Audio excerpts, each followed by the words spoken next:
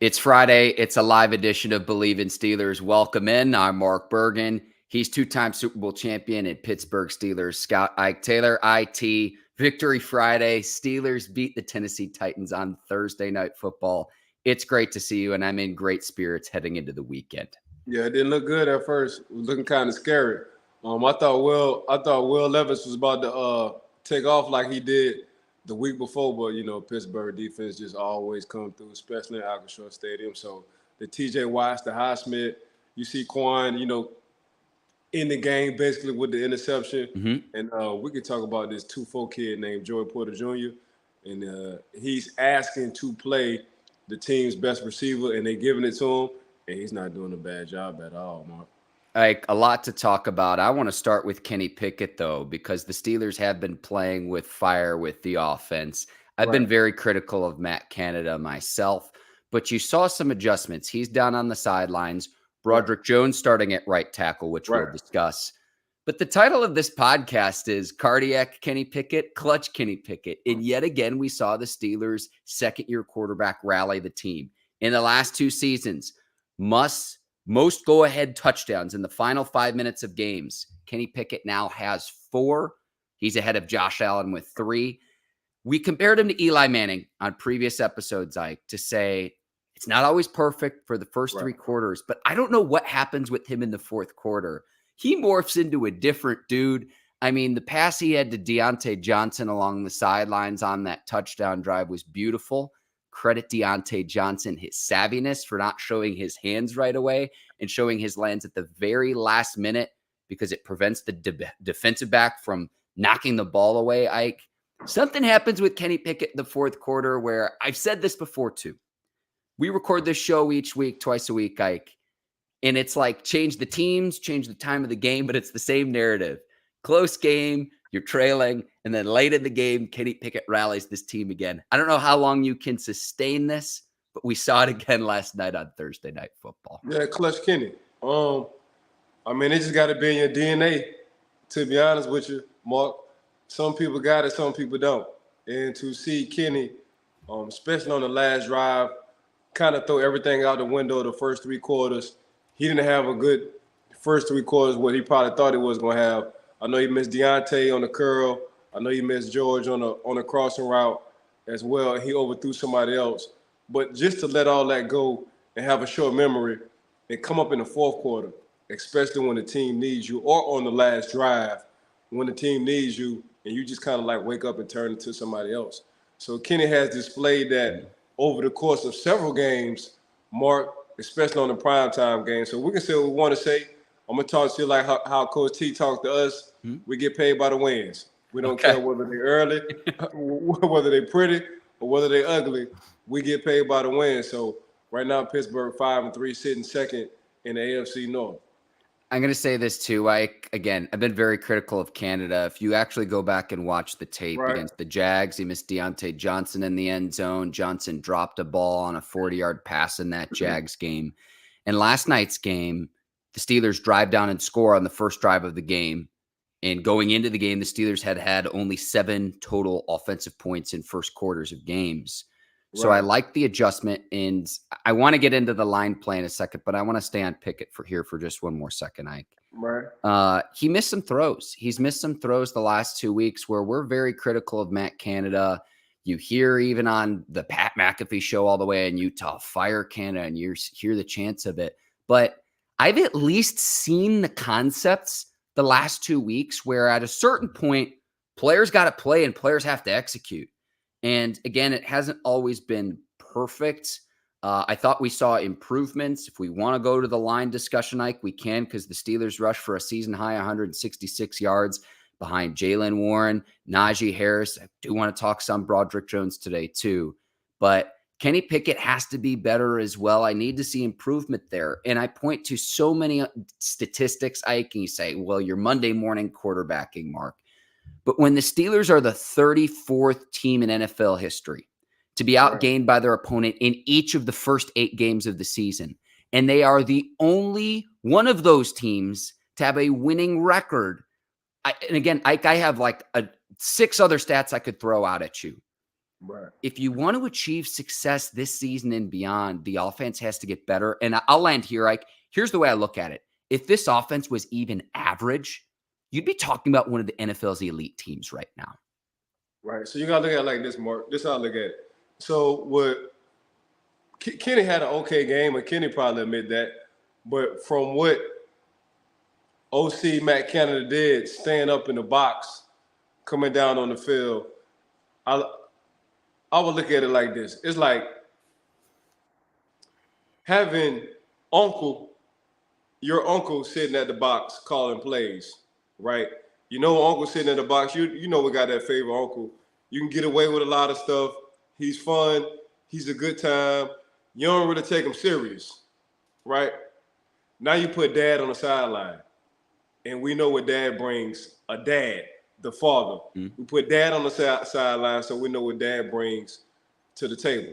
And that's how I look at the difference between, you know, Matt Canada sitting all the way in the box, coming down the sideline. So dad really get to see your eyes. He get to see the personnel. He get to see your body language. He get to chastise you right on site and all that. So now you got to hold yourself accountable, you know? So sitting up there in that box is like watching tape, coming down to the sideline, with something Matt Canada never have done in the course of his career as an OC. But now he just get to check the temperature. Mark, he get to see, he get to feel. Personnel's go kind of smoothly. He get to check the temperature on what they're doing on the other sideline. He get to see their personnel's running in and out. He get to see who banged up on the other sideline. He get to see who's the rookie, who's the weakness, blase, right? So that's how I look at it. I think from this point on, Matt Canada will be on the sideline. But Kenny, you can say what you want to say about Kenny. I would rather have a quarterback that's going to rally my team late, clutch, than a quarterback who's going to give me 1 through 3 and flame out in the clutch. So Kenny also knows what that defense he got. He said, man, just keep it in close range. If y'all boys keep it for me in close range, I got action. You want to talk about the offensive line? The offensive line played their ass off, but I thought just Coach Matt Canada, Mark, he just called a heck of a game. You can just tell he can just check the temperature different from actually being on the sideline. The sentiment, Ike, is going to be that Canada stays on the sideline moving forward. Can't go back up though. Yeah, can't go back up. Like then you're celebrating with the boys. You're more emotional on the sideline. It's like it's different. It's different from sitting at a Super Bowl in a box to actually sitting or standing on the sideline at a Super Bowl. It's a different kind of feel. You feel me? So that's what Matt Canada, in my mind, saw like. And I'm just speaking for Coach Matt. I'm not saying this. I'm just speaking for him. This is my personal opinion. Okay. Like, I'm just guessing. He's saying like, damn, I should have always been on the sideline. Like it just feels different. It's like going to your favorite artist concert, but instead of paying, you know, the tickets for the first row, you get backstage passes and you get to see them on stage.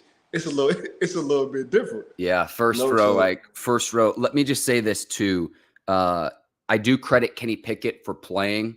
I know there wasn't an injury designation for him. I don't think it's any secret where his ribs aren't 100%. I would rather see Kenny Pickett out there 80, 85. I don't know what percentage I'd put it on, Ike. But we know what Mitch Trubisky can do to this point as a starting quarterback, given his sample size. So, yes, Pickett missed some throws, but also keep in mind on the shortened week, he's also playing a little bit banged up as well. It's not to make excuses, but it's to point out the realities of the situation of what it is that's going on. And I thought that's why it was important to rely on the running game. That's why it was important to get Najee Harris and Jaylen Warren going. On the very first play of the game, Mike, and I look, we could talk about Kenny Pickett till sundown, but we don't have a ton of time today. Very first play of the game, Mike, they run it to the right side with Broderick Jones starting at the right tackle position. Steelers haven't been able to run the ball to the right side all season long, and they get a 5-yard gain. And I'm like, this is going to be different tonight. And Broderick Jones coming out of Georgia, where the Steelers traded up to get him to prevent the Jets from getting him. The term we used, if you go back and watch the show, is dancing polar bear. Now, I got to go back and watch some tape, Ike, but Broderick Jones has started 2 games, one at left tackle, one at right tackle. But his ability to move, to pull, and to get to the second level against opposing linebackers, defensive backs, and to move bodies at the line of scrimmage is downright impressive. And it is, of my opinion, he needs to start for the remainder of the season. Yeah, I can't get into that kind of water. I'll let you talk about that kind of water. Really, you be talking for me, so I don't be tripping, right? But Broderick, we all like Broderick coming out of Georgia. We all like his athleticism. We felt like Broderick didn't have a ceiling. We felt like, for a guy to be 300-something pounds, to play basketball, dunk, windmill, all that kind of stuff, it's a reason why we named you the dancing polar bear. We felt like Broderick didn't give up a sack at Georgia. Hopefully he can continue the same thing in the NFL. We just felt like Broderick just brought a different kind of demeanor when it came to the offensive line.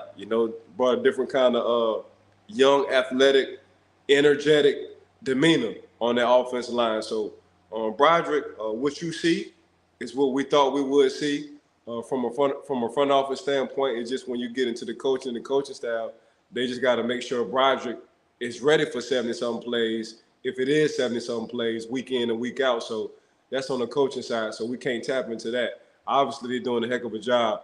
But, man, we can talk about Broderick and just the energy he brings. Seeing him run 15, 20, 30 yards down the field, whether it's a screen pass or whether he's just trying to block somebody extra so his homeboy can score.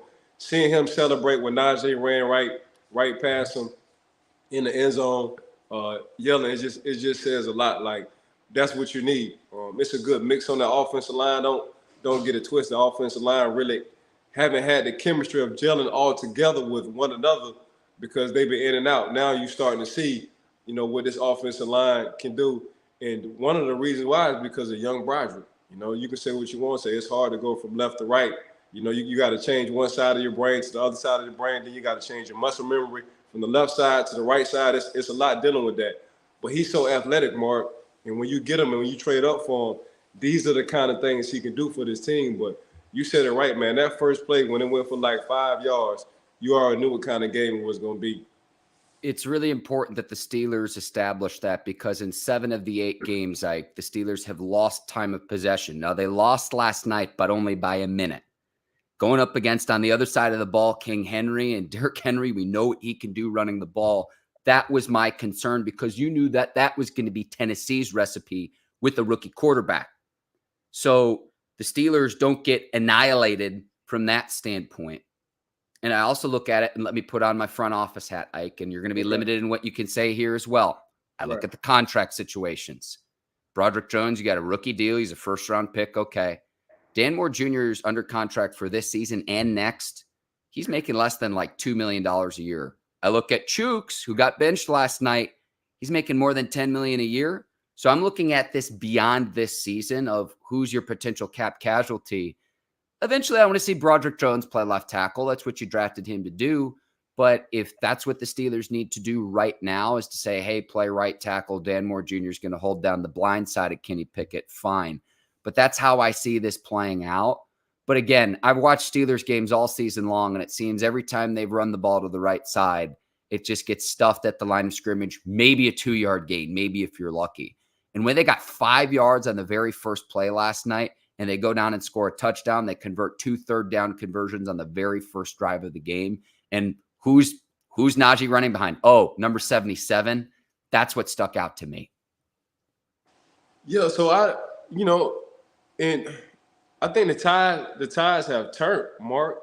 When it comes down to blind side or right side tackles, offensive linemen. Ike, you've been all over this. Explain this to our viewers if they're just listening to this the first time, because I've had you explain this to me many times before. So the reason why I'm saying this is because usually quarterbacks are right-handed. And it's hard when you have the Von Millers, the T.J. Watts, the Myles Garretts. I understand the blind side and I get it, but usually your right-hand quarterbacks are the formation is set up to the right side, the left side of the defense, right? And when you have enough pressure that's right in front of your face, I'm not talking about it coming from the blind side. It takes a toll on you mentally as a quarterback. because you see the TJs, you see the Miles, you see them coming right in front of your face, so it forces you to maybe step up and react quicker than you should have reacted, or maybe think and not slowing your mind down. Normally, what you would do if you wasn't worrying about your blind side. That right side for me, that right tackle for me, is just as important as a left tackle, Mark. So I can get somebody to chip on that left side. I can get a fullback, or not a fullback. I can get a running back, or I can get a tight end on that left side, and I can be all the way good because I know they're gonna handle it. But if I got somebody coming from my right side, and you actually trying to scroll through your read progressions, and you know you got a dog and TJ Watt on his right side, I need to play my right side just as much as my left side, you know, because the offense is predicated, because I'm right-handed, where my progression should go, you know. So that's how I always look at. We always talk about the blind side. The blind side is very important, I think, in my mind, but I think that right tackle is just as important than that blind side, because of the TJ Watts and company, because of the way the offenses are based, because of the right-hand quarterbacks and the read progression. So you always go from right to left from a quarterback standpoint. If you know you got them TJs and them Miles and them Nick Bosas and them Joey Bosas coming from, you know, your right side, it's gonna be hard to think, because you're thinking hit, sack, pressure. So now you just rushing everything in your read progression. So we talk about a lot of that blind side, but the four guys I just named, if you look at Nick Bosa, Joey Bosa, Myles Garrett, he usually go either right or left, but TJ usually is on the left side of defense and right side of the offense. Them four boys play on the left side of the defense, the right side of the offense. And you can only imagine how a quarterback feels to know I got this dude possibly can come in my face every time. Not only mess up me physically, but mentally from my read progression standpoint, because I don't know how long I have. I don't know if this is a dumb question, but I'm going to ask it, and I've never asked you this before. Is there a talent discrepancy when you're just talking about ability as an offensive lineman between the guys who play left tackle in the NFL and play right tackle in the NFL? Man, you got to find them Brodericks. You know, you like, because football has evolved now. Like, we can't think about blindside like how it was when I played with the Jonathan Ogden's, you know, Hall of Fame guys, the Alan Fanekas Hall of Fame guys, Joe Thomas. I mean, the list goes on and on and on. On and on. We can go on and on about these Hall of Fame blindside guys, right? It's the right side now. So now these defensive coordinators, they put in their best pass rusher so the quarterback can actually see him. It's the difference between, okay, I got somebody on the blind side, I got an offensive guard or blase. I'm not really thinking like that. Now we putting Miles, TJ, Nick, and Joey on the right side of the offense, so you can actually see me. But are there teams that aren't cognizant of this, is what I'm asking, like when they're drafting? Because when you think of, oh, well, we're going to draft the offensive tackle in the first rounds. I mean, even when the Steelers drafted Broderick Jones, it was, oh, well, we want him at the left tackle position, not the right tackle position. Is there a talent discrepancy? It's like, I mean, I guess the one guy I could think of, Ike, would be Jack Conklin over in Cleveland. And they signed him. He was over in Tennessee. Now, he's had injury problems, no doubt, but he was the guy who helped make King Henry what he is. When King Henry was almost going for, 2,000 yards, they were running to the right a lot. So I guess what I'm asking is just like, the perception I get, Ike, is when you're talking about stud offensive tackles, a lot of times we're talking about the Trent Williams of the world. I traditionally think of left tackle and not right tackle, but maybe the smarter teams should put that in reverse. I don't know. That's why I asked that question. I'm rambling now. No, they do. So you know the smarter teams, they for your two guards, you just need two dogs at guards. You need two pit bulls at guards. For your two tackles, you need Argentinian doggos. you need big, strong, athletic guys who can probably go both sides, right or left. You can say you draft them at the left side, but when a contract comes and I haven't given up any sacks, whether I'm right or left, I'm still getting paid. So you can throw the blind side out the window, you know? So from an agent standpoint, it's like, okay, you're gonna try to force my hand as an organization to be like the blind side. And then from an agent standpoint, who's got a player on the right side, he can be like, heck, just look at Ike and Mark Bergin podcast, and he got to go against these Myles Garrett's, these Nick and Joey Bosa's, and these TJ Watts. They line up on the right side of the offense, the left side of the defense, and depending on who you're going against, they got to see these guys twice if they're in their division. You feel me? So you got an argument on both sides. So that's how I look at it. Give me two pit bulls. Give me two pit bulls sitting in the middle for your two guards. Give me a smart athletic center, and give me two dancing polar bears for my two tackles. And we're set, Ike. And we're set. There's one other thing I want to mention from last night's game because we're up against time, Ike. And the thing I noticed too, we loved what we saw from Broderick Jones and Joey Porter Jr. They both had penalties late that I think will get cleaned up. Broderick Jones on the extra point, and then they enforced it on the kickoff. That's big with field positioning. So understanding, addressing it, learning from it to where that doesn't happen moving forward.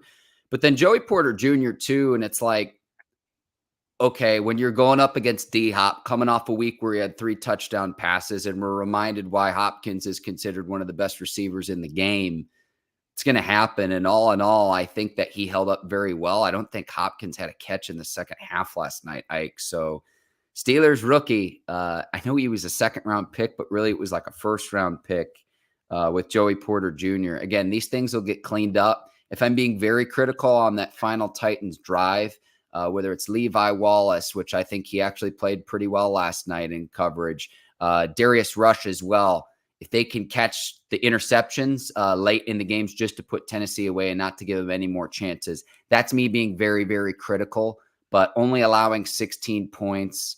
And I was confident that the Steelers didn't need to dial it up against Levis. They can get home with 4 consistently with the pass rush that they have, thanks to TJ Watt, Highsmith, who had 2 more sacks last night, leading the league in pressures, taking advantage of one-on-ones with the attention that TJ Watt garners. Cam Hayward's back. Golden had another sack last night. Herbig has played well given his limited snaps. What you can do defensively when you can rush the passer with 4 and get home consistently with 4 and not having to dial up the blitz and put your guys in one-on-one coverage, I think that's huge for the Steelers defense. And we saw that last night. And even late, it's like, are they going to bring the blitz? Are they going to bring the house against Levis? They didn't need to last night. Yeah, you got to look at it like this. It's a whole new mix in that secondary, especially that linebacker position. You know, Holcomb got hurt. Yeah. Vaughn came in, did his thing. Cam came back off his injury. He was a major. And Bentu, the rookie, has been playing lights out the other defensive line. We ain't talking. We gonna get to talking about him probably later on in our show, on the next show, Mark. But you know, TJ, you know what TJ bringing, you know what Highsmith bringing. But Rush coming off the bench. So what I mean off the bench, Rush coming off the street in the secondary, and putting his name on it. Minkah was hurt, so Minkah wasn't out there, so we knew the impact that was gonna have. But it just took a while for that secondary. You could just tell, for everybody to get on the same page throughout the course of the game, because it was a few snaps that the secondary wasn't on the same page. Luckily, they didn't turn up to be 7 points, 3 points. Also, as well, JP just got to do it. JP Jr. just got to do a better job with the penalties. But once he settled down, he started to display his capabilities on him trying to be a shutdown corner in the NFL. So, tip my hat off to that. But you know, Pat Pete gonna be Pat Pete. Like you say, Levi played solid last night. But between Rush, Keanu Neal, and DeMonte Casey, I thought they played well, considering that they didn't have a couple of weeks or they haven't been playing together for a long period of time. And also, you know, Coach also had as well, Pat Pete, playing a little bit of safety in that slot too. So it was just a good mixture. But I think for everybody pretty much had to settle down. And once they settled down and they understood, they checked the temperature on that defensive line, everything was all great. Let me piggyback off that, Ike, and we'll wrap up here. How the Steelers had to shuffle the secondary around on a shortened week last night without Minkah. I also want to see Terrell Austin, Mike Tomlin. Here's where you earn your bones, right? If Cole Holcomb's out for the foreseeable future, and we'll see, like, it didn't look good. Quan Alexander, obviously a Landon Roberts step up. But right now it seems like we can't get enough snaps for Marcus Golden or Nick Herbig. Could you bring them onto the field in an inside linebacker role? I know Mark Robinson could get into the mix as well. But to create confusion for opposing offenses with your front seven in moving those guys around and mixing and matching them, it's going to be fascinating to see how the Steelers do that, because I hope Cole Holcomb can get back on the field quickly. But again, it didn't look great at the time we're recording this on Friday morning, Ike. But to move those guys around and to get creative, I think there's an opportunity to do that, because, again, I don't expect Holcomb to be back anytime soon. Yeah, well, I think we'll see more of 93 Robinson come into the game. He's another, like, energy, electric. For me, he's the Jaylen Warren on the defensive side. When it comes down to the energy, when it comes down to the energy part, that's when I look at him, that's what I think. A month from now, Ike, I'm going to come back to this clip. You're going to be like, Ike told us this on November the 5th about Mark Robinson. Psychic Ike Taylor out on the Bleav in Steelers podcast today. And I think that would be perfect for us to wrap it up like that, too. Ike, we're up against time. I could talk to you till sundown about last night's game, but I want to thank you, the Bleav Network, today's presenting sponsor, betonline.ag. They'll take care of all of your NFL gambling needs. It's week 9. Steelers against the Packers in week 10. They'll be at home back in Pittsburgh at Acrisure Stadium. Ike, you're the absolute best. And if you're watching on YouTube, tap that subscribe button, Apple and Spotify. 5 stars and 5 stars only. Gotta thank Bleav in Steelers podcast. Gotta thank my dog, Mark Bergin. We have to give a huge shout out to betonline.ag for always rocking with us. Make sure y'all subscribe on YouTube. Give us a 5-star rating on Apple Podcasts. Thank y'all for tuning in. For Ike Taylor, I'm Mark Bergin. Thanks for watching Bleav in Steelers. We'll be back next week. Enjoy NFL Week 9. Until then, take care, and so long, everybody. Peace.